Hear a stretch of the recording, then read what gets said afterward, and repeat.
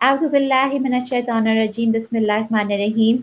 अस्सलाम वालेकुम नाजरीन, मैं हूँ आपकी होस्ट नौशीन बेग और आप इस वक्त देख रहे हैं लाइफस्टाइल टीवी चैनल। मेरे साथ आज की जो हमारी मेहमान है उन्होंने इंग्लैंड से हमें ज्वाइन किया है। अस्सलाम वालेकुम doctor Zunaira, how are you?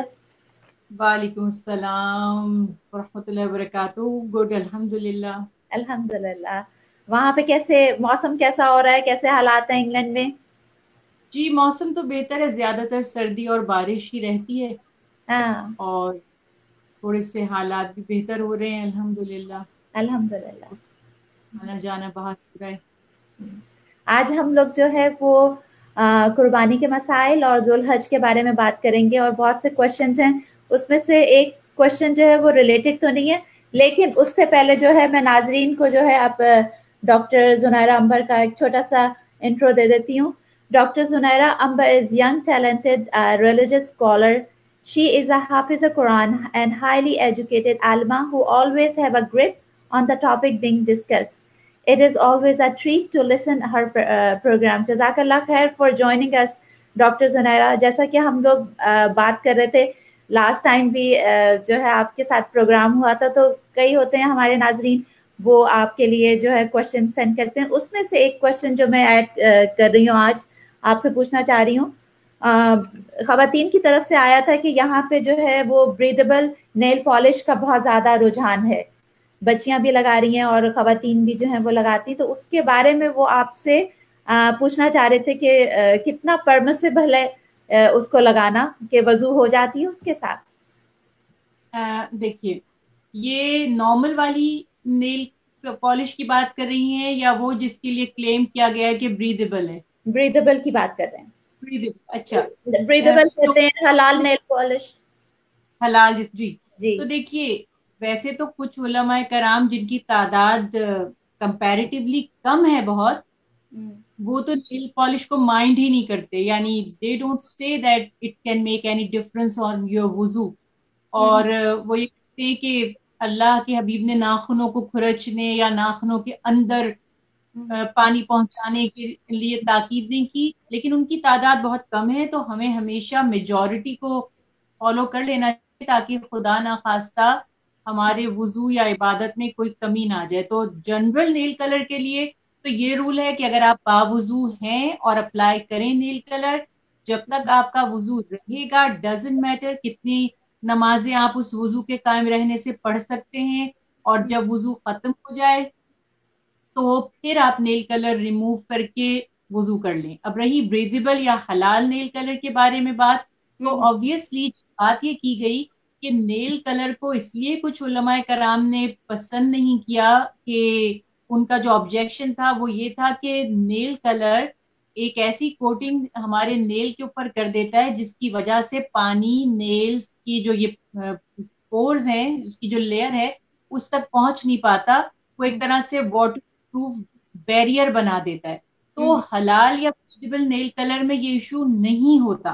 और जो कंपनीज इसको बना रही हैं वो ये क्लेम कर रही हैं कि इसका एक कोट की गारंटी है कि अगर आपने सिंगल एक कोट अप्लाई किया है तो आपकी ब्रीदेबल है, तो कोई उसमें फिर परेशान होने की, दिल में शक शुबा लाने की जरूरत नहीं। उसके साथ भी आपका वुजू हो जाएगा, सारी इबादत अल्हम्दुलिल्लाह हो जाएंगी। बिल्कुल दिल में शक पैदा मत करिए और आराम से अप्लाई करके वुजू। आपने खवातीन को खुश कर दिया आज। हाँ, अच्छा, मैं इस बारे में पता है क्यों बात करना चाहती हूँ? जी। आप कभी इस बारे में कॉन्सेप्ट सुने तो हमारे मौलाना हजरात भाई कह रहे होते, जरूरत क्या है लगाने, जी। जरूरत क्या है? बल्कि सही। कई तो अच्छी नहीं लगती। भाई ये डिसाइड आप थोड़ी करेंगे कि अच्छी लगती है, यानी ये तो लेडीज से आप पूछिए कि उनको कितनी अच्छी लगती है या नहीं अच्छी लगती। जब सही, बिल्कुल। शरीयत की चीज में गुंजाइश है तो हमें अपनी जाती कमेंट्स उसमें नहीं देने चाहिए। आप सिर्फ फतवा दीजिए कि कितनी गुंजाइश है और कितनी सख्ती है, बाकी लोगों पे छोड़ दें। बिल्कुल। अब मुझको पूछने आए कि नेल कलर लगा के नेल वुजू होता है या नहीं, तो बजाय इसके कि मैं उसको मशवरा दूं कि हो जाता है या नहीं, मैं उसको कहूँ जरूरत क्या है, अच्छी नहीं लगती, वैसे तुम इतनी सही। प्यारी लगती। ये सब बातें नहीं करनी होती। हम इतना सब नहीं सोचते, सबकी अपनी अपनी चॉइसेस हैं। اور دین اسلام میں خواتین کی اس فیشن کرنے کی ایک اللہ نے قدرت کے اندر شوق پیدا کیا ہے اور صلاحیت رکھی ہے، تو آپ کو ان کی باؤنڈریز اور لمٹس بتانی چاہیے، بس باقی ان کو خود ڈیسائیڈ کرنے دیں. ہو سکتا ہے وہ کسی دن خود ہی ان کے دل میں آ جائے کہ بھائی یہ ہیسل ہے، میں کروں لگاؤں، یا بریدیبل نہیں مل رہی یا کچھ، وہ ان کو ڈیسیژن لینا چاہیے. ہمارا کام ہے ہم بتا دیں. میں نے آپ کو بتا دیا کہ کچھ علماء تو یہ تک فرما رہے ہیں کہ doesn't matter, normal nail colour بھی لگا ہوا ہے تو کوئی فرق نہیں پڑے گا. لیکن میں خیر تقویٰ کے پیش نظر اس رائے سے ایگری نہیں کرتی ہوں. جو کرتے ہیں میں ان کو بھی برا اور غلط نہیں کہہ رہی، نہ میں یہ کہہ رہی ہوں کہ اس کا وضو نہیں ہوتا ہوگا. لیکن اتنا ضرور ہے کہ اگر آپ نے نارمل نیل کلر لگانا ہے آپ وضو کریں. جو لگاتے ہیں ان کی بہت اچھی پریکٹس ہوتی ہے، وہ 1 منٹ میں لگا لیتے. تو جنہیں شوق ہوتا ہے ان کو طریقے بھی آ جاتے ہیں کرنے کے. تو جب تک وضو قائم ہے 2 3 4 نمازیں پڑھیے، قرآن پاک کی تلاوت کیجیے، اور جب وضو ٹوٹ جائے تو اس کو ریموو کر لیں اور پھر وضو کریں اور پھر اپلائی کر لیجیے. کتنے اچھے، نہیں تو کوئی ایشو نہیں. کتنے ایزی آپشنز ہیں. اور کئی مرتبہ میں نے دیکھا ہے کہ مسجد میں جو ہیں خواتین ہوتی ہیں، لڑکیاں جیسے ینگ لڑکیاں آئی ہیں، تو وہ انہیں جو ہے وہ بتا رہی ہوتی ہیں کہ آپ کا وضو نہیں ہوا ہے، آپ نے نیل پالش لگایا ہے، آپ کا وضو نہیں، آپ نماز پڑھنے آئے ہیں. تو وہ بھی ذرا تھوڑا سا بچیوں کو وہ ڈسکریج ہوتی ہیں مسجد میں آنے سے. جی دیکھیے یہ وہ ہماری کمیونٹی کے پرابلمز ہیں.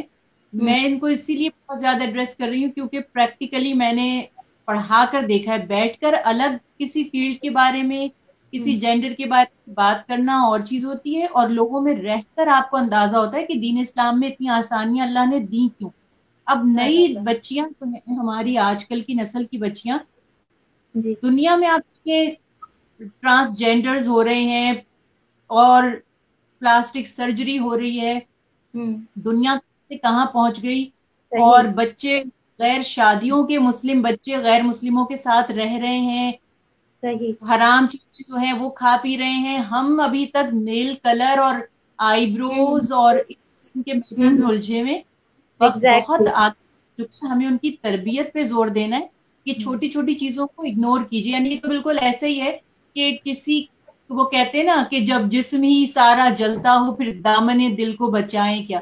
یہاں پورا گھر جل رہا ہے اور آپ کو یہ ہے کہ اس میں سے میں کوئی ایک بن بچا لوں یا میں کوئی اس میں سے ایک باکس بچا لوں. تو وہ چیز ہو جاتی ہے کہ بچے یا بچیاں جب مسجد میں آتے ہیں، مجھے بہت ایکسپیرینس ہوا ہے کہ بچوں نے کہا ہے کہ ٹوکتی بہت ہیں خواتین. میں کہتی ہوں اگر سلیو لیس بھی پہن کے مسجد میں آ جائیں نا بچے تو آپ بچیاں، تو آپ بھی رائٹ نہیں ہے کہ آپ ٹوکیں. جب وہ مسجد تک آئی ہیں تو اللہ تعالیٰ ان کے دلوں میں اور ہدایت ڈالے گا اور وہ سب دیکھ کر فالو کرنے لگیں گی. لیکن اگر آپ ان کو شرمندہ کریں گے یا ٹوکے روکیں گے تو وہ امبیرس ہو کر کبھی بھی مسجد کا رخ کریں گے. میرے نبی نے تو بری سے بری خواتین بھی آ کر کیسے کیسے واقعات ہیں، آ کر آپ سے کہتی ہے خراب کردار کی جو مشہور تھی عورت، وہ آ گئی اور اس نے آ کر رسول اللہ صلی اللہ علیہ وسلم کے کھانے میں سے کھانا شروع کر دیا. اور پھر کہتی ہے کہ جو آپ یہ کھا رہے ہیں جہاں سے بوٹی مجھے یہیں سے کھانی ہے، آپ کا جھوٹا کھانا ہے. اللہ کے ابھی خاموش رہے اور اس کو دے دیا کھانا. اتنی متاثر ہوئی کہ مسلمان ہو گئی.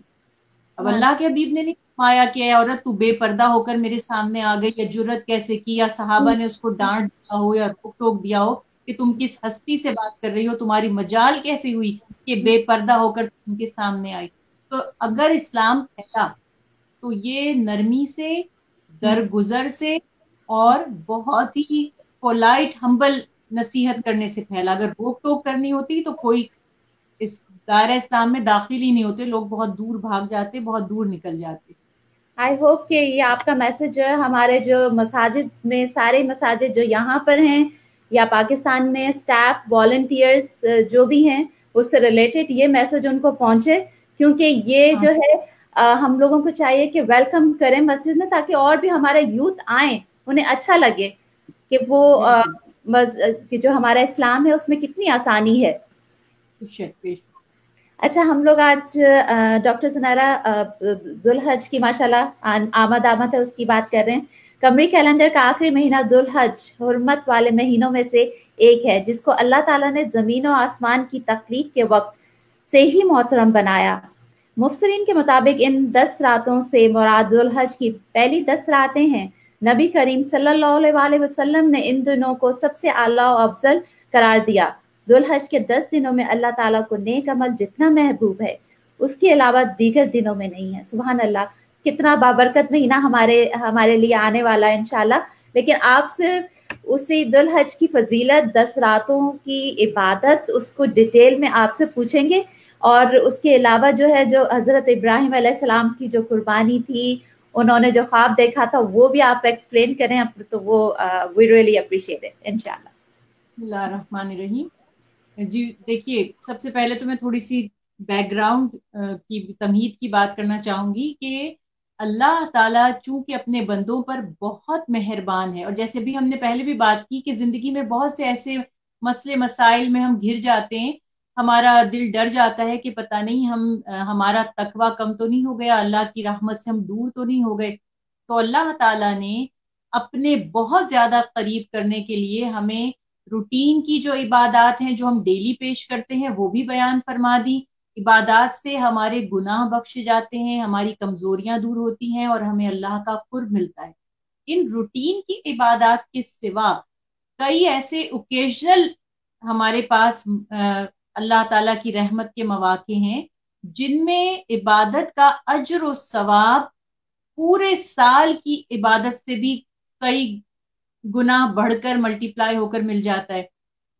उन्हीं में से रसूल अल्लाह सल्लल्लाहु अलैहि वसल्लम की तालीमात से हमें पता चला कि ये जो सूरह फज्र में अल्लाह ताला ने इरशाद फरमाया, वल फजरी वल लयालिन अश्र, इससे मुराद फजर के वक्त की कसम। बाज उलमाए कराम ने तर्जुमा फरमाया कि फजर के वक्त यानी कुर्बानी के दिन की कसम, और 10 मुबारक रातों की कसम। तो ये 10 मुबारक रातों में रसूल अल्लाह सल्लल्लाहु अलैहि वसल्लम की तालीमात से हमें जिलहज का पहला अशरा भी मिलता है, और मुहर्रम के 10 दिन भी मिलते हैं, और माह रमजान का आखिरी अशरा भी मिलता है। तो ये वो खास मौके हैं जिनमें इबादत का अजर सवाब हमें बैठे बिठाए इतना मिल जाएगा जितना हमें बाकी दिनों में नहीं मिलता। जैसे आप कहते हैं कि पूरे साल आप शॉपिंग करते रहें, लेकिन सुपर स्टोर वाले साल में एक दिन ऐसा रखते हैं जिसमें वो अपनी प्राइस की जो है कमी कर देते हैं, डिस्काउंट ऑफर कर देते हैं, या कुछ और उसके साथ आपको by one get one free या कुछ ऐसी अट्रैक्टिव ऑफर्स देते हैं जिससे आपको एक तरह से रिलीफ मिलता है, खुशी मिलती है, आपको अपनी बचत महसूस होती है। तो अल्लाह से बेहतर मोहब्बत फरमाने वाला, उससे बढ़कर अपने बंदों की खैर ख्वाही चाहने वाला कौन हो सकता है। और हमें यहाँ से भी पता चल गया कि जमा करना, सेविंग्स करना मटेरियल नहीं है बल्कि नेकियां हैं। अल्लाह ताला ने जितने हमें मौके दिए उनमें अब ये रहमत है अल्लाह की। लोग जॉब्स पर जाते हैं, तालीम हासिल करते हैं, घरेलू जिम्मेदारियां होती हैं, अब वो हर वक्त इबादत नहीं कर सकते। अब अपना लाइफस्टाइल भी देखिए, जो हमने हमने अपने ग्रैंड पेरेंट्स को देखा तो उनकी जिंदगी में बहुत सुकून था, बहुत ज्यादा भाग दौड़ नहीं थी। उन्होंने अपनी जवानी में भी खूब इबादतें की, अपनी ओल्ड एज में भी खूब इबादतें की। लेकिन अब जो लाइफस्टाइल है, हमने अपने बूढ़ों को भी बहुत बिजी किया हुआ है, वो ग्रैंड पेरेंट्स बनकर भी उनकी रिस्पॉन्सिबिलिटीज बढ़ गई हैं, अब उन्हें इबादत के मौके नहीं मिल पाते। ऐसे लोगों के लिए ये शॉर्टकट है कि वो अल्लाह ताला को राजी करने के लिए इन 10 दिनों की कदर कर लें जो जिलहज के हैं। और ये जिलहज जो है ये 4 हुर्मत वाले महीनों में से एक महीना है जो अल्लाह ताला को बेहद महबूब प्यारे हैं महीने उनमें से। अब इसकी 10 दिन जो इब्तिदाई हैं, यानी कि पहली जिलहज से लेकर 10 जिलहज यौमुन नहर जो कुर्बानी का पहला दिन है उस तक जितनी इबादत हमसे हो सके। हाजी तो हज करके अजर सवाब पा लेते हैं, लेकिन हम या वो लोग जो हज पर नहीं जा रहे या नहीं जा सके उनके लिए अल्लाह ताला ने मौके अता फरमा दिए।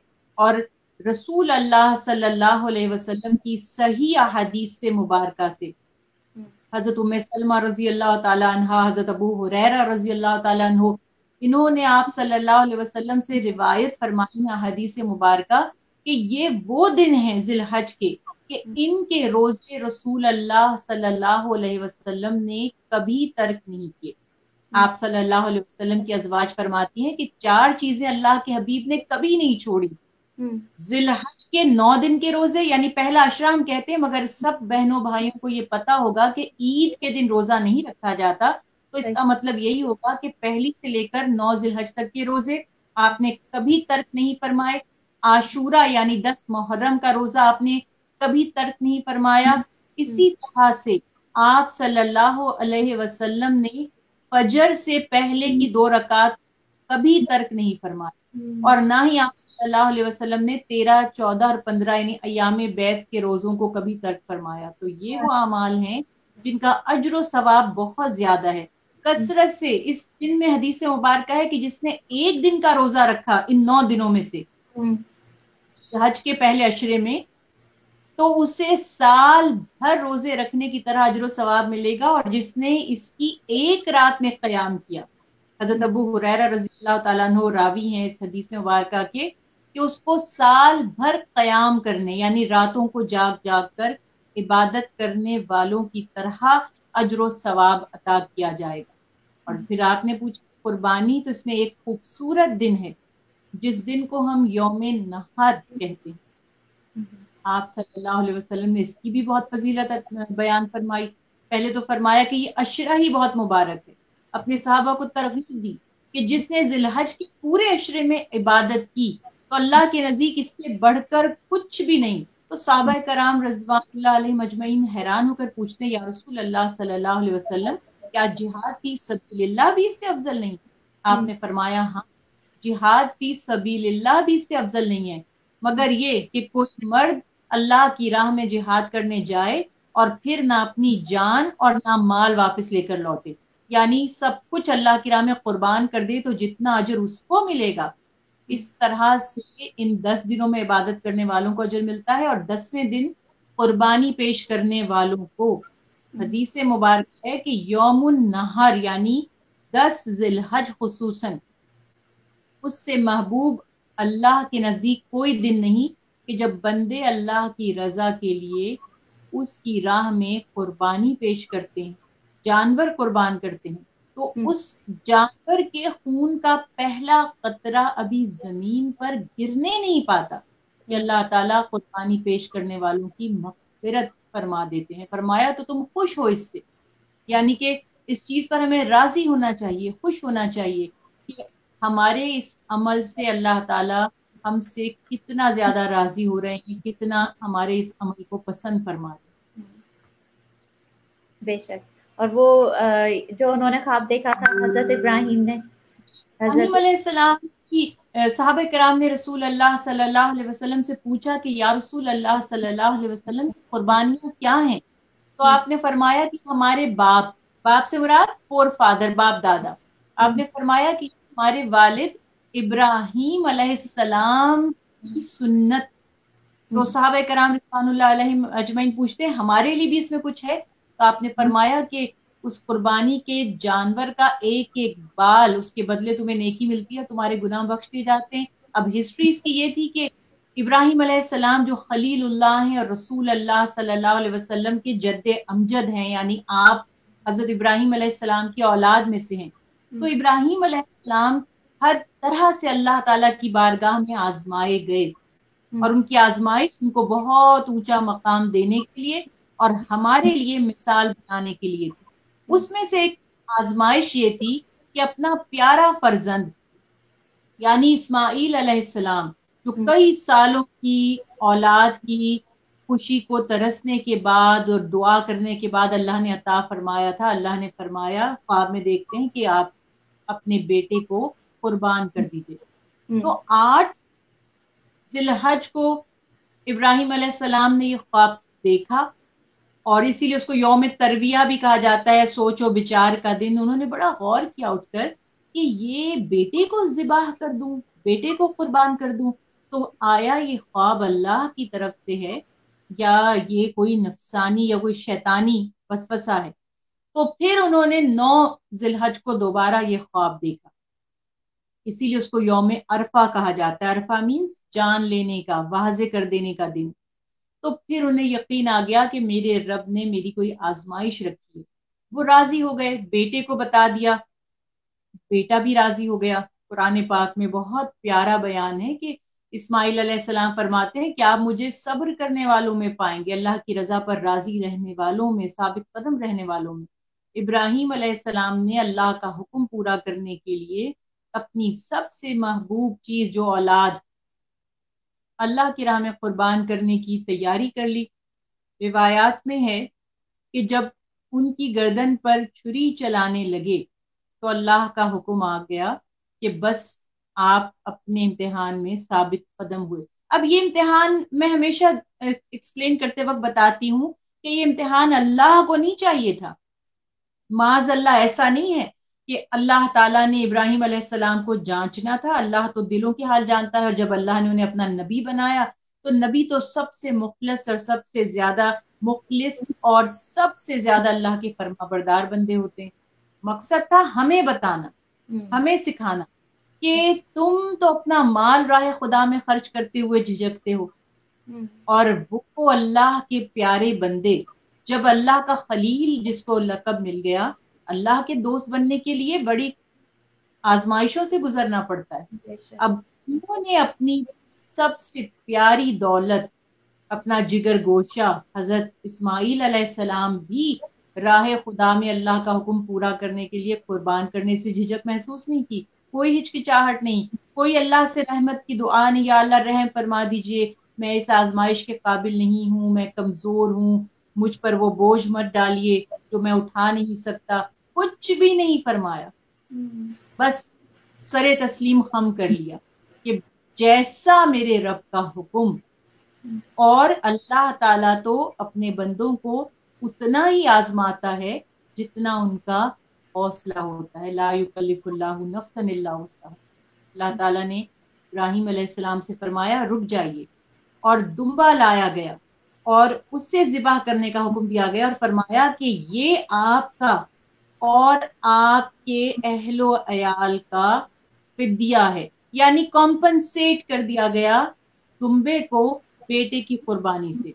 اب ہمارے لیے جو امپورٹنٹ چیز ہے، اس میں جو فلسفہ ہم نے دیکھنا ہے، ایک لمحے کے لیے سوچے بھی تو رونگٹے کھڑے ہو جاتے ہیں کہ اگر ابراہیم علیہ السلام، یہ میں ایگزامپل آپ کو دے رہی ہوں، ابراہیم علیہ السلام اپنے بیٹے کو اللہ کی راہ میں قربان دیتے تو ہم اپنا ایک بال نہیں توڑ سکتے، ہمیں کوئی کہہ دے بال ختم کر دو، شیو کر دو بالوں پر سے، ہم وہ نہیں کریں گے، یہ ہم ہیں۔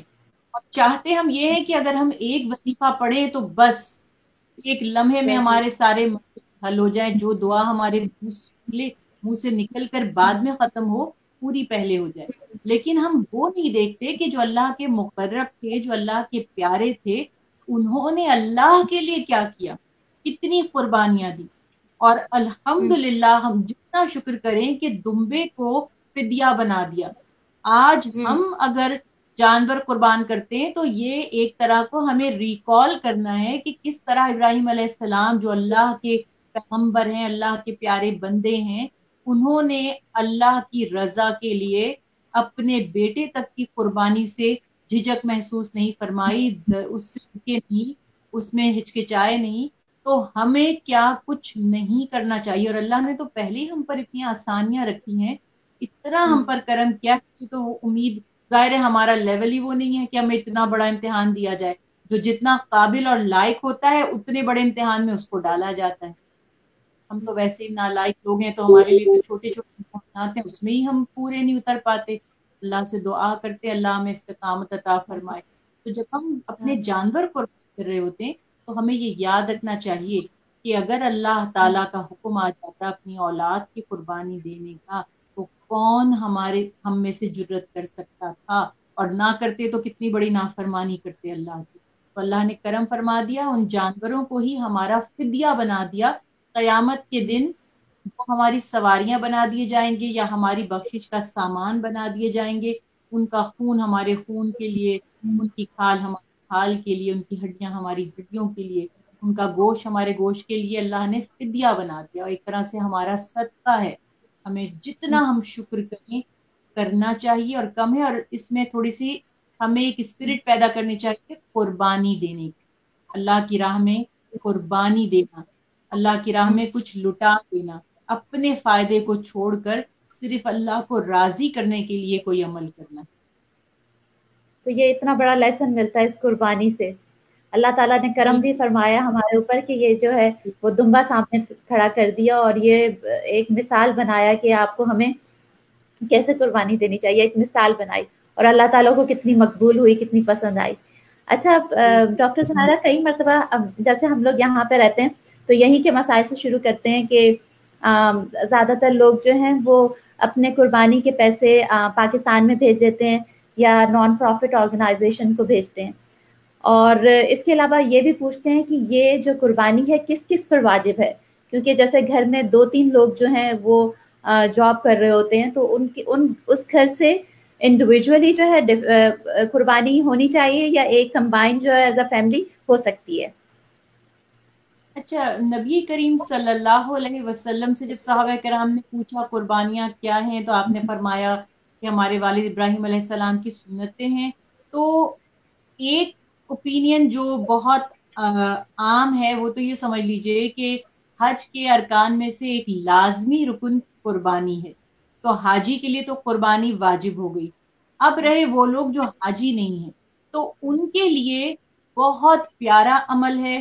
بعض علماء اس کو بھی واجب کا درجہ قرار دیتے ہیں، بعض کے نزدیک سنت موقدہ ہے. آپ صلی اللہ علیہ وسلم نے ہر سال قربانی پیش فرمائی، اس کی فضیلتیں بیان فرمائی. اب علماء کرام کا جو اس میں ریسرچ ہے، جو اجتہاد ہے، وہ یہ کہ رسول اللہ صلی اللہ علیہ وسلم کے اصحاب سے، آپ صلی اللہ علیہ وسلم کے جو عظیم صحابہ ہیں جن میں خلفائے راشدین خصوصاً شامل ہیں، ان کے عمل سے، ان کی بیان کردہ آپ صلی اللہ علیہ وسلم سے جو انہوں نے سنے مسئلے، جو حدیث مبارکہ سنی، وہ بیان فرماتے ہیں کہ آپ صلی اللہ علیہ وسلم نے فرمایا، پسند فرمایا کہ ہم قربانی کریں، لیکن اگر کسی سال نہ بھی کریں تو گناہ گار بحال نہیں ہوں گے. اب دوسرا سوال یہ ہے کہ ایک گھر سے ایک قربانی کافی ہے، تو جو ایک فیملی ممبر ہے اس کی طرف سے اگر ایک قربانی بھی کر دی جائے تو صحابہ کرام رضوان اللہ علیہم اجمعین سے یہ ثابت ہے کہ گھر میں سے ایک شخص نے قربانی کیا اور اپنے بیوی بچوں سے کہا یہ تم سب کی طرف سے ہے. اسی طرح آپ صلی اللہ علیہ وسلم نے، حضرت علی کرم اللہ وجہ روایت فرماتے ہیں کہ آپ نے ایک مینڈھا لیا، اللہ تعالیٰ کی رضا کے لیے اس کو قربان فرمایا، فرمایا اے اللہ اسے میرے اور میرے گھر والوں کی طرف سے قبول فرما لیجئے. پھر ایک مینڈھا لیا، اس کو ذبح فرمایا اور فرمایا یا اللہ اسے میرے اور میری امت کا صدقہ بنا دیجئے، ان کی طرف سے قبول فرما لیجئے. تو صحابہ کرام یہ تک بیان کرتے ہیں کہ کسی شخص کا جو فیملی کا ہیڈ ہے، فیملی ممبر ہے، اگر وہ ایک جانور چاہے ایک بکری بھی ذبح کر دے تو اس کے گھر کے لوگ چاہے 10 سے بھی زیادہ ہوں تو ان کے لیے وہ کافی. اب بعض علماء کرام کا فرمانا ہے کہ نہیں، جتنے بھی لوگ صاحب نصاب ہیں، جابز کرتے ہیں یا بزنس کرتے ہیں، اتنی استطاعت رکھتے ہیں، تو انہیں سب اپنے اپنے حصے سے قربانی کرنی چاہیے. بکرا یا بکری تو ایک حصہ شامل ہوتا ہے، اور اونٹ اور گائے یا بیل میں 7 حصے بنائے جاتے ہیں. اس میں فتاوی عالمگیری میں بھی کہ گائے یا بکرے کے جو بھی آپ قربانی کرنے والا ہے پوری کرے، یا ایک بکرا ایک گائے کرے، آپ پوری فیملی کی طرف سے تو کر سکتے ہیں، لیکن بکرا یا بکری میں کوئی اور حصہ نہیں ہوگا. ایک ہی پرسن کرنے والا ایک ہے، مگر یہ کہے کہ سب کو اللہ تعالیٰ اس کا اجر عطا فرما دے. اس طرح گائے میں یا بیل وغیرہ میں حصے 7 ہی ہوں گے، لیکن آپ یہ کہہ سکتے ہیں کہ اللہ تعالیٰ مثلا ایک شخص کا ایک حصہ ہے اور وہ اپنے پورے کنبے کی جانب سے اس کو کر دے تو کافی ہو جائے گا، اس کی کفایت کر دے گا. مگر اب آپ کے ذہن میں آ رہا ہے کہ ایک کنٹروورشل بات ہو رہی ہے. بعض علماء کرام فرما رہے ہیں کہ ہر شخص کو جو صاحب استطاعت ہے، ارن کر رہا ہے، ہر فیملی ممبر کو کرنی چاہیے، اور بعض فرما رہے ہیں ایک کا کر دینا سب کی طرف سے کافی ہے. اس کے اوپر ہمیں غور کرنا ہے. دیکھیے اس زمانے میں گھر کے تمام افراد تو ملازمتیں نہیں کرتے تھے، خصوصاً خواتین کا بہت زیادہ کام کاج کا ان کی رسپانسبلٹی نہیں تھی، یا جس طرح آج ہر گھر میں ہر شخص کما رہا ہے اتنا رجحان تھا. تو ظاہر ہے کہ اس حساب سے ان پر پابندی بھی نہیں تھی. ان کے بچے بھی آپ دیکھیں، ان کا لائف دیکھیں، ریکوائرمنٹس اور ان کی ڈیمانڈز بھی اتنی نہیں تھیں اگر وہ بہت زیادہ कुर्बानी में हिस्सा बढ़ चढ़ के। आज अल्हम्दुलिल्लाह सब डिपेंडेंट है, हर कोई अपना घर अलग ले रहा है, अपनी गाड़ी अलग ले रहा है, अपना खाना पीना हर चीज का किफालत कर सकता है। तो जब हमारे आसपास गुर्बत भी बहुत ज्यादा बढ़ गई है, स्पेशली आपने जैसे मिसाल दी पाकिस्तान की, या कई ऐसे कंट्रीज इस्लामी ममालिक खुसूसन हैं जहां पर बड़ी तादाद में ऐसे लोग हैं जो रात को खाना खाए बगैर सो रहे हैं, या हमारी आंखों से देखा हुआ हाल है कि जहां पे रबिश अपना गार्बेज फेंकते हैं, सड़ा हुआ कचरा फेंकते हैं, हमने अपनी आंखों से वहां से बच्चों को खाना उठाकर सड़ा हुआ हमारे बिनों का फिका हुआ खाते देखा है। फिर हमने ये भी देखा है कि ऐसे वाइट कॉलर लोग भी हैं जिन्हें गोश्त नसीब नहीं हो रहा। गोश्त प्राइस अगर आप पाकिस्तान की बात करें तो वहां पर बकरे का गोश्त तो 1000 रुपीज से भी पर केजी से ऊपर चला गया, और गाय का गोश्त 600 उससे भी कुछ ऊपर पर केजी चला गया। जिसकी तनख्वाह एवरेज 7000, 6000, 3000, अब लॉकडाउन में गवर्नमेंट ने 3000 का पैकेज दिया एक फैमिली को।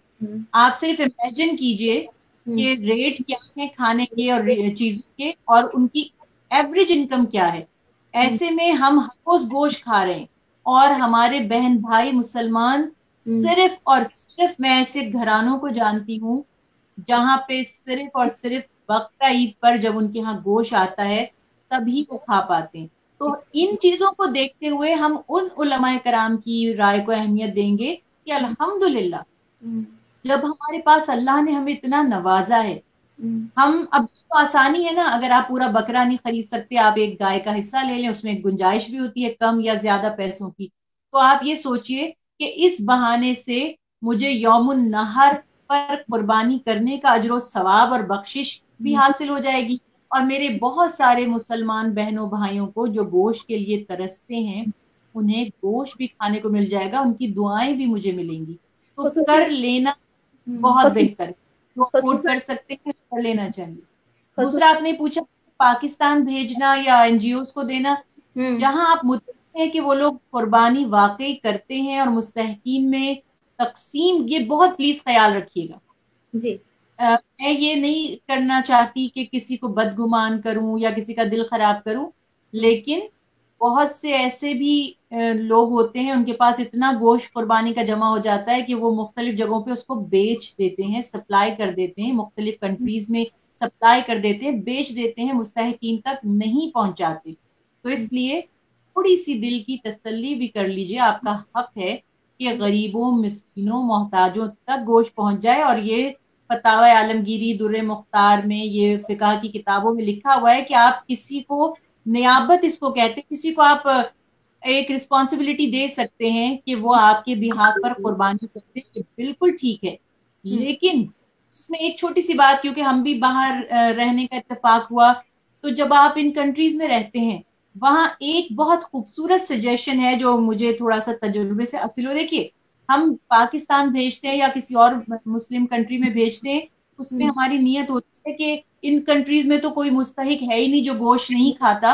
बिल्कुल, माशाल्लाह सभी जो गरीब भी हैं उनका भी कहीं ना कहीं से गवर्नमेंट की तरफ से या कहीं से उनका गुजारा हो जाता है, ये बात ठीक। लेकिन इसमें एक चीज को हम इग्नोर कर रहे हैं कि हमने तो चलो अपने बचपन में पाकिस्तान में कुर्बानियां की, हमारे बकरे आते थे, गाय आती थी, हम उससे अटैच हो जाते थे, फिर हम रोते थे उसकी कुर्बानी पर, तो हमारे पेरेंट्स कहते थे यही कुर्बानी है जो तुम रो रहे हो, तड़प रहे हो। तो हमारे बच्चों ने ये सब नहीं देखा, यही तो मैं जब हमारे देखेंगे ही नहीं तो उन्हें कुर्बानी का कॉन्सेप्ट भी समझ नहीं आएगा। तो इसमें जो मेरी पर्सनल ओपिनियन है वो ये है कि माशाल्लाह माशाल्लाह एक घर में ज्यादा लोग कमाने वाले हैं।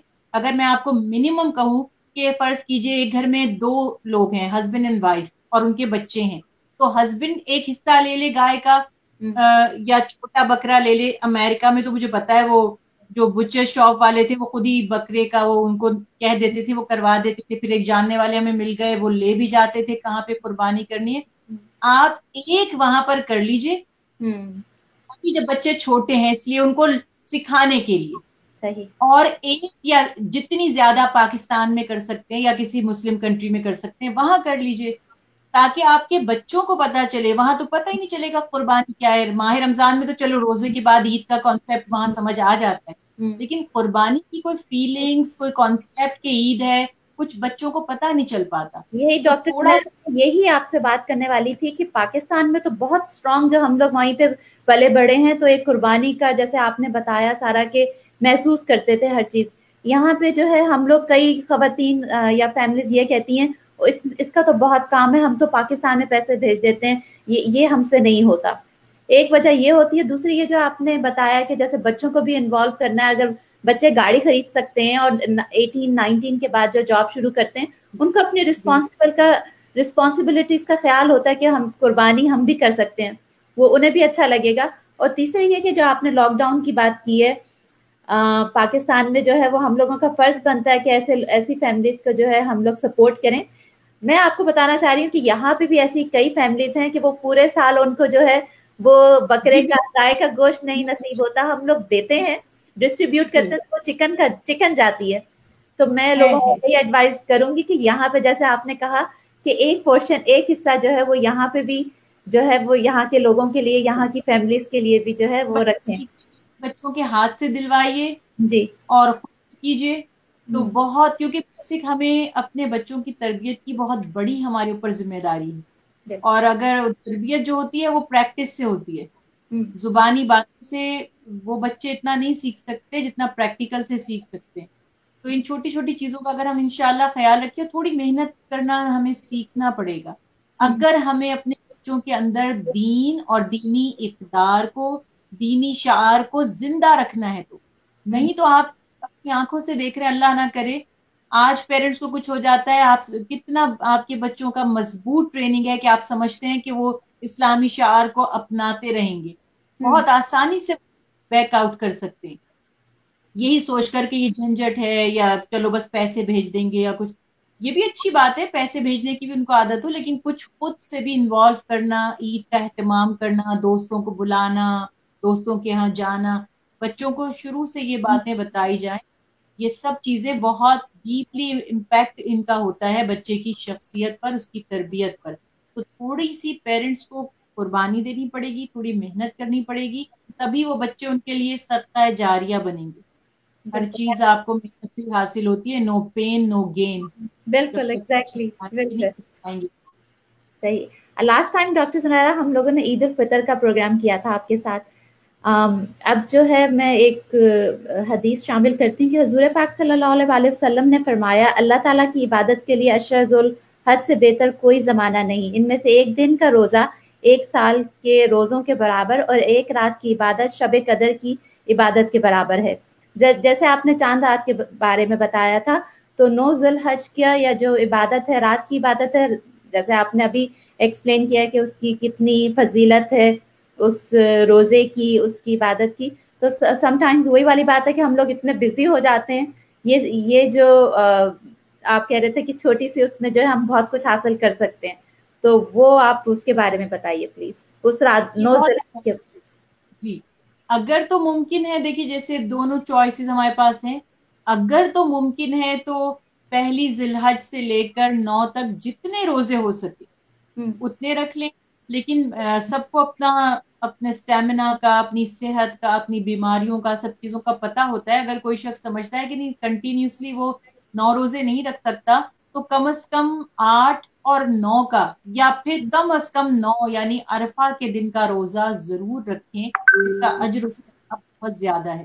اور بالکل اسی طرح سے ان دنوں میں کثرت سے اللہ تعالیٰ کی تسبیحات پڑھنا، اس کی کبریائی، اس کی بڑائی بیان کرنا، سبحان اللہ کا ورد کرنا، اللہ اکبر کا ورد کرنا، تسبیح فاطمہ جو ہم پڑھتے ہیں، سبحان اللہ، الحمدللہ، اللہ اکبر، ڈیلی جتنی ہو سکے. کوئی تعداد فکس مت کیجئے، بس آپ دیکھ لیں کہ کتنی آپ ڈیلی آپ ٹائم رکھ لیں، 10 minute, 15 minute, 20 minute, half an hour, اتنا کم از کم میں یہ ذکر کروں گی. اور 2 رکعت کر کے روزانہ نفل پڑھتے جائیں. ہر رکعت میں سورہ فاتحہ کے بعد 3 مرتبہ 3 مرتبہ آیت الکرسی پڑھ لیں، 3 مرتبہ سورہ کافرون پڑھ لیں، 3 مرتبہ سورہ فلق ادا کر لیں. جتنا ہو جتنے نفل 2 کہ آپ جس رات پڑھ سکیں پڑھتے رہیں، جتنی تسبیحات پڑھ سکتے ہیں، جتنی تلاوت قرآن پاک کر سکتے ہیں. کیونکہ इन दिनों की इबादत आम दिनों में जैसे कोई शख्स साल भर इबादत करता रहे, इस तरह खास मौके हैं ये, थोड़ा सा काम होगा और अजर सवाब बहुत ज्यादा नसीब हो जाएगा इंशाअल्लाह। और ईद के दिन जिसकी इस्तिताअत है वो अपनी इस्तिताअत के मुताबिक इंशाअल्लाह कुर्बानी पेश करें। और हमने ईद उल फितर के प्रोग्राम में भी बात की थी कि हदीस मुबारक है कि जिसने ईदैन की रातों को, यानी जिनको हम कहते हैं ईद है, रात को चांद रात कह रहे होते हैं, ईद की रातों को अल्लाह के जिक्र से आबाद किया, अल्लाह ताला उस दिन उसके दिल को आबाद फरमाएंगे जब दिलों पर मुर्दगी छा रही होगी, यानी हशर के दिन। तो जितनी इन रातों में इबादत हो सके। अब जो कुकिंग वगैरह के काम है, अल्हम्दुलिल्लाह ये भी अच्छी बात है, मेहमान नवाजी करना, घर वालों के लिए ईद का एहतमाम करना, लेकिन बहनें इस तरह से प्लान करें कि उस लास्ट डे यानी जिसकी मॉर्निंग में ईद है, कामों का बहुत ढेर मत रखें, पहले से प्लान करें। जो चीजें फ्रीज हो सकती हैं फ्रीज, तो हाफ डन हो सकती हैं हाफ डन कर लें। इस तरह से आपने प्लान करना है कि आपको रात में इबादत का वक्त ज्यादा मिले। मैं फिर वही बात कहूंगी कि 12 हम खाते पीते रहते हैं, ये दिन इबादत के दिन, किस दिन हम नहीं खाते, किस दिन हम कोई अपनी पसंद का जब दिल चाहे एहतमाम नहीं करते। तो रूह की खुराक का बंदोबस्त कीजिए, जिस्म तो बहुत खाते हैं। बल्कि मैं एक बड़ी दिलचस्प बात कहती हूँ कि आप ये देखिए कुकिंग के जो प्रोग्राम्स होते हैं, एक दिन मैं ये देख रही थी जो इस्लामी प्रोग्राम है, कोई बड़े से बड़े फेमस भी स्कॉलर हैं, तो उनके इतने सब्सक्राइबर और उनके इतने व्यूअर्स नहीं हैं जितने कुकिंग के प्रोग्राम की। आवाम खाने से ही इनका दिल नहीं कर रहा, कब तक खाएंगे, कितना खाएंगे, एक रेसिपी के लिए पागल हुए पड़े, जबकि बचपन से खाते खा हर चीज मिल जाती है, हर चीज मार्केट में अवेलेबल है, लेकिन क्रेजी हुए में बस डिशेस बनाना है, खाना है, तो इस पे सारा फोकस है। वही तो वाली बात, जिस्म तो बैलेंस करना बहुत जरूरी है। सही। जिस्म तो कीड़े खा जाएंगे, रूह बाकी रहेगी, तो रूह की फिक्र भी करें। और ये थोड़ा सा इसमें थोड़ी सी फिक्र भी होती है कि हमारी आवाम, हमारी एक, जब मैं टीचिंग किया करती थी तो हमारी एक हेड ऑफ डिपार्टमेंट थी, वो कहती थी कि किसी को देखना है, किसी की फैमिली का पता करना है, तो खाना जब सर्व होता है ना शादियों में या दावतों में, तो तब उसको देखा करो। तो अजीब सूरत हाल हमारी आज तक माशाल्लाह, सब कुछ खाते हैं, लेकिन अभी तक सारा फोकस प्रोग्राम्स होते हैं कहीं पर, तो तभी खाने के टाइम पर सबसे ज्यादा अटेंडेंस होती है, और बाकी पूरे प्रोग्राम्स में इतना, मतलब ये बहुत शर्म की बातें हैं, ये नेगेटिव बातें लग रही होंगी आपको, लेकिन ये हम हैं अंदर से। हम पता नहीं, हमें अभी कितने और साल हमारी तरबियत होगी तो हम सुधरेंगे। तो ये ख्याल रखिए, खाने पकाने में निढाल होकर इबादतों का वक्त जाया मत कीजिए, प्लान कर लीजिए, खाइए पकाइए, जितना अल्लाह ने तौफीक दी है, अल्लाह की नेमतों से फैज़याब हो, शुक्र करें, एंजॉय करें। लेकिन असल मकसद है अल्लाह का जिक्र, उसकी तस्बीह, ये मौके फिर नहीं मिलेंगे। यानी इस दिन की डिश में तो कोई खास टेस्ट नहीं आ जाएगा, वो जो होती है बाकी 11 महीनों में 12 महीनों में पकती है, लेकिन इस दिन की इबादत में बहुत लुत्फ होगा और बहुत अजर व सवाब इंशाअल्लाह। ऑलवेज मुझे होता है कि आप लोग जरूर इसको इन्फोर्स करें इस बात को, क्योंकि हम लोग इतने बिजी हो जाते हैं, भूल जाते हैं, और कितना इम्पोर्टेंट है ये एक रात, और ये वाला टाइम निकालें तो कितना ज्यादा रिवॉर्ड मिल सकता है हम लोगों को। अच्छा, एक और क्वेश्चन आता है डॉक्टर सुनैरा, कुर्बानी के बारे में कहते हैं मरहूमीन के लिए जो है वो कुर्बानी की कर सकते हैं क्या? जी, हजरत अली करमल्लाह वजह की रिवायत है कि उन्होंने फरमाया कि मुझे रसूल अल्लाह सल्लल्लाहु अलैहि वसल्लम ने वसीयत फरमाई कि मैं 2 बकरे ज़िबाह किया करूं, एक अपने और अपने घर वालों की तरफ से, और एक आप सल्लल्लाहु अलैहि वसल्लम की तरफ से। तो हमेशा हर साल हजरत अली करमल्लाह वजह का रिवायात में है कि वो 2 कुर्बानियां पेश करते थे। तो उलमाए कराम ने इजाजत दी कि मरहूमीन की तरफ से अगर आप कुर्बानी पेश करना चाहते हैं, गो कि उनके ऊपर तो वाजिब या कोई ऑब्लिगेशन नहीं थी, मगर आप कर सकते हैं, लेकिन उसकी शर्त ये होगी कि उनकी तरफ से जो कुर्बानी पेश करेंगे, आपको टोटली उसको सदका करना है, उसमें से कुछ खुद नहीं खाना, ना अपने रिश्तेदारों में बांटना है, सिवाय इसके कि जो मुस्तहकीन हो, तो वो टोटली मुस्तहकीन में तकसीम होना चाहिए। उसकी तकसीम आप ऐसे 3 हिस्से बनाकर नहीं करेंगे, वो एक तरह का सदका होगा। नियत कर ले, अल्लाह ताला उनको इसका अजर अता फरमाए, इसकी बरकत से अल्लाह ताला उनके दर्जे बुलंद करे, उनकी मग़फ़िरत फरमाए, और वो सारा का सारा उनके हिस्से से जो आपने किया है उसको सदका करना है अल्लाह की राह में। डॉक्टर सुनैरा, एक और रिमाइंडर जो हमारे लिए बहुत ज़रूरी है, हम सब के लिए, हम लोग जब कुर्बानी करते हैं तो एक जैसे जो सोशल मीडिया पे है, लोग जो हैं वो बता रहे होते हैं कि इतने लाखों का है, 20 लाख का बैल है और 2 लाख का बकरा है, ये है। हम लोगों को हमें रिमाइंड करवाएं, क्योंकि हम लोग इतनी मेहनत करते हैं, इतना जो है उसके ऊपर हम लोगों की इन्वेस्टमेंट होती है, तो हमें किन बातों का ख्याल रखना चाहिए इसमें? बिल्कुल, देखिए सबसे बड़ी बात तो हमें ये याद रखनी चाहिए कि कुर्बानी का मकसद क्या है। अल्लाह ताला खुसूसी तौर पर सूरह हज में अल्लाह ताला बयान फरमा रहा है कि लन यनालुल्लाह लहूमुहा, अल्लाह ताला को तुम्हारी कुर्बानियों का गोश यानी लहम को कहा गया, ना गोश पहुंचता है, वला दिमाउहा, और ना खून पहुंचता है, बल्कि अल्लाह ताला को पहुंचता है वला यनालुहु तकवा। तो ये चीजें यहाँ पर होती हैं कि हमें ये ख्याल रखना है कि अल्लाह ताला ने हमें कुर्बानी का हुक्म क्यों दिया, हमारे दिलों की जांच करने के लिए कि किसका तकवा कितना है। कुर्बानी का गोश्त भी हमने खुद खा लिया या अपने अजीज और कारिब दोस्त अहबाब मसाकीन में बांट दिया, खून भी अल्लाह को नहीं पहुंचता, वो तो बस ये जांचना चाहता है कि किसका तकवा कितना है। तो ये एक मुसलमान जनरली जानता है कि अल्लाह सिर्फ उसी इबादत को कबूल फरमाते हैं जो अल्लाह की रजा हासिल करने के लिए खालिसतन अल्लाह के लिए की जाए, जिसमें शो ऑफ आ गया, चाहे वो कोई सी भी इबादत हो। पहली बात ये, अगर शो ऑफ आ गया तो वो इबादत अल्लाह के यहाँ कबूल नहीं होगी, क्योंकि रसूल अल्लाह सल्लल्लाहु अलैहि वसल्लम का फरमान है ना, इन्नमल आमालु बिन्नियात, अमाल का दारोमदार नियतों पर है। जिसने नियत की दुनिया खुश हो, इम्प्रेस हो, तारीफ करे, जले, तो वो सब हो जाएगा जो वो चाहता है, लेकिन अल्लाह के यहाँ कुछ नहीं मिले। जिसने आखिरत की फिक्र की उसको अजर मिलेगा। अब जहां तक बात यह है कि ये हम भी अपने बचपन में देखते थे कि इतना महंगे से महंगा जानवर, फिर सब देखते हैं कि किसने कितना महंगा जानवर खरीदा। उस जमाने में तो खैर इतना टीवी पर नहीं आया करता था, अब तो सोशल मीडिया और टीवी की वजह से बाकायदा न्यूज बनाई जाती है कि सबसे महंगा ये जानवर है, ये किसी ने खरीदा है।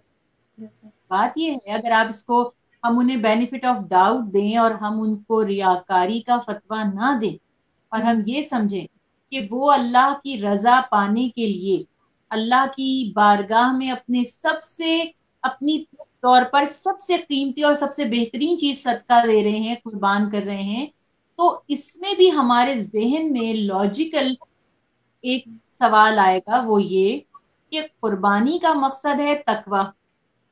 अगर आपके दिल में ये है कि आप अल्लाह की बारगाह में सबसे ज्यादा खर्च करना चाहते हैं, तो अब आपने ये देखना है कि इतनी अवाम है जो मुस्तहिक है, मजबूर है, जरूरतमंद है।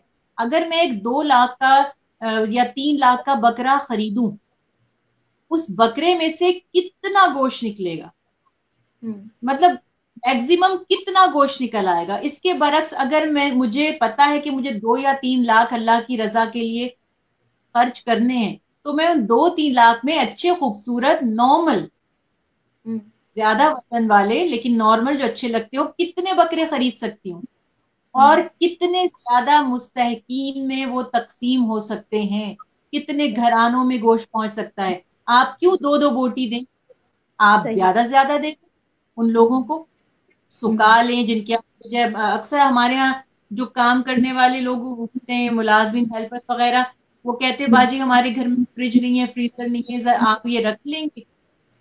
कई लोग उनका गोश्त रख लेते हैं, कईयों के पास फ्रिज फ्रीजर होते हैं, कईयों को पता होता है सुखाना कैसे। उस जमाने में फ्रिज फ्रीजर नहीं थे, साल साल भर भी गोश्त को सुखा कर रखा जाता था, तो लोगों को पता होता तरीका। तो ये ख्याल रखना है कि नमूदो नुमाइश अगर आपकी नीयत ना भी हो, लेकिन वो अमल शो ऑफ का जरिया बन रहा हो, तो ऐसा काम नहीं करना चाहिए, इससे बचना चाहिए। क्योंकि खुदा ना खास्ता कई लोग जो नहीं खरीद सकते, ये कंपटीशन बन गया है। साहबा कराम रिजवानुल्लाह अलैहिम अजमईन के ये हैं कोड्स کہ رسول اللہ صلی اللہ علیہ وسلم کے زمانے میں ہم اللہ کی رضا کے لیے قربانیاں کیا کرتے تھے، بعد میں لوگوں نے اس کو فخر کا ذریعہ بنا لیا. صحابہ کرام میں اکثر فرماتے ہیں، حضرت ابو بکر صدیق رضی اللہ تعالیٰ عنہ، حضرت عمر فاروق رضی اللہ تعالیٰ عنہ، کہ باوجود استطاعت کے صحابہ کرام نے کسی سال قربانی کو چھوڑ بھی دیا، کہ یہ کوئی ہمارا انا کا مسئلہ نہیں ہے، ایگو کا مسئلہ نہیں ہے ہمارا کہ ہم نے قربانی کی لوگ کیا کہیں گے یا کچھ. جب ایک چیز واجب ہی نہیں ہے تو اس کو چھوڑا بھی. اور ایک دفعہ اللہ کے حبیب نے 100 اونٹ بھی قربان کیے. تو آپ اپنی سب سے بڑے سیلف جج آپ خود ہیں. ججمنٹ کریے اپنی کہ مجھے کوئی پرواہ نہیں ہے اگر میں نے قربانی نہیں کی کہ لوگ کیا کہیں گے. یہ ذریعہ ہونا چاہیے.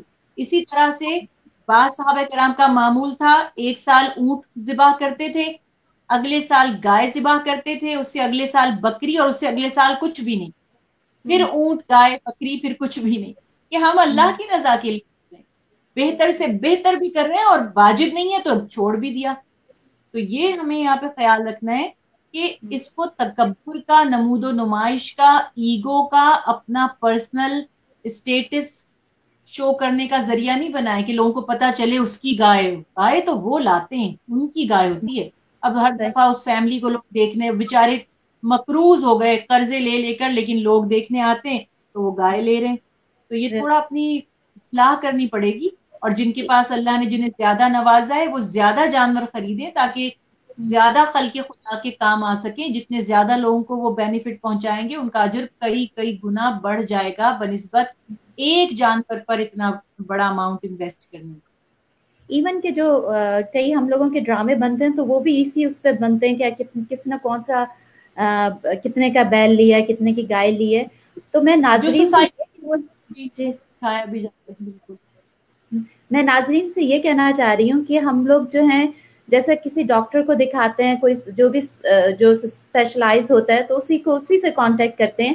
اسی طرح سے ہمارے پاس جب اسکالرز آتے ہیں، آپ لوگوں کے جو بھی مسائل ہوتے ہیں، کوئی کوشچنز ہوتے ہیں تو آپ ان کو ریفر کرنا چاہیے، ہمارے اسکالر سے بات کرنی چاہیے. ایون آئی تھنک کہ ہم لوگ جو ڈرامے بھی بناتے ہیں، کوئی ایسا ہوتا ہے اس میں بھی ہمارے پاس کوئی ایڈوائزر جو ہونے چاہیے، وہ کوئی نہ کوئی جو ہے وہ ایسا اسکالر ہونا چاہیے جو ان لوگوں کو ایڈوائز کریں کہ کون سا ٹاپک لے رہے ہیں اور کیا اس کا جو ہے امپیکٹ ہماری کمیونٹی پہ کیا ہوگا. آپ کا بہت بہت شکریہ ڈاکٹر زنیرہ، آپ نے ٹائم نکالا. کوئی اور میسج آپ عید کے حوالے سے ہماری ناظرین کو دینا چاہیں؟ جی بالکل، یہی میسج دینا چاہوں گی کہ یہ مواقع خوشی کے بھی ہیں اور غم گساری کے بھی ہیں. ہر موقع پر دین اسلام میں غربا، مساکین، جو پریشان حال لوگ ہیں، جو محتاج ہیں، ان کا مدد کرنے، ان کی دلجوئی کرنے کا ہمیں ہمیشہ حکم دیا گیا ہے. اس عید پر بھی اور ہمیشہ جتنی بھی عیدیں آئیں، آپ اللہ کو راضی کرنا چاہتے ہیں، عبادت سے کر لیں. صحابہ کرام رضوان اللہ علیہ مجمعین میں سے بعض نے پوچھا، یا رسول اللہ صلی اللہ علیہ وسلم، ہم میں سے جو قربانی نہ کر سکتا ہو، استطاعت نہ رکھ سکتا ہو، تو وہ کیسے ہی اجر پائے؟ تو اللہ کے حبیب حضرت محمد مصطفیٰ صلی اللہ علیہ وسلم نے فرمایا کہ عید کے دن، یعنی عید کی نماز کا جو وقت گزر جاتا ہے، زوال کا وقت گزر جاتا ہے، فرمایا 2 رکعت نماز ادا کرے، سورہ فاتحہ کے بعد یعنی الحمد شریف کے بعد 3 مرتبہ انا اعطینا کل کوثر، پوری سورہ کوثر پڑھ لے تو اس کو 100 اونٹ قربان کرنے کی طرح اجر و ثواب ملے گا. تو اجر تو اس سے بھی مل جائے گا، لیکن اگر آپ مدد کر سکتے ہیں غربا مساکین کی تو دل کھول کر حصہ لیں قربانیوں کا. گھر کے جتنے فرد افورڈ کر سکتے ہیں، جتنے حصے کر سکتے ہیں کیجئے، کیونکہ اللہ تعالیٰ نے وعدہ فرمایا کہ یوم النحر میں اللہ کے نزدیک جانور کو خون بہانے یعنی قربان کرنے سے بڑا کوئی عمل نہیں ہے. اللہ تعالیٰ ضرور اس کا اجر عطا فرماتا ہے. ہمیشہ غربا اور مساکین کا خیال رکھیے. قربانی کی سوا بھی ہمیشہ اپنے مال میں سے، کیونکہ وہ محبوب مال ہے، اس کو قربان راہ خدا میں کرتے رہیں، اس سے ہمارے گناہ بخشے جاتے ہیں اور اللہ تعالیٰ کی رحمت آتی ہے. بالکل، آپ نے قربانی کے بارے میں بتا دیا کہ ہمیں کیا سبق ملتا ہے. بہت بہت شکریہ ڈاکٹر زنیرہ، آپ نے ہمارے life style T V channel کے لیے ٹائم نکالا. اور میں اللہ تعالیٰ سے دعا کرتی ہوں کہ اللہ جو ہمارے ناظرین سن رہے ہیں اور ہم جو جنہوں نے ہمیں جوائن کیا ہے، اور ہماری یہ کوشش اللہ تعالیٰ اپنے بارگاہ میں قبول فرمائے. اس کے ساتھ ہی میں اجازت چاہتی ہوں. بہت بہت شکریہ میرے ناظرین کو پیش کی. عید مبارک. اور اس کے ساتھ ہی ہم اجازت چاہتے ہیں. اللہ حافظ. السلام.